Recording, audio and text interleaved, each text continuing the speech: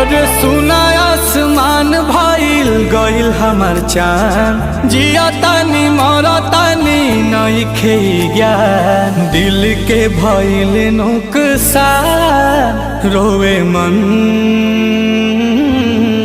बाछ छनत पारान कहिले भगवान। मिला द जान से नहीं तले लो जान। बाछ छनत पारान कहिले भगवान।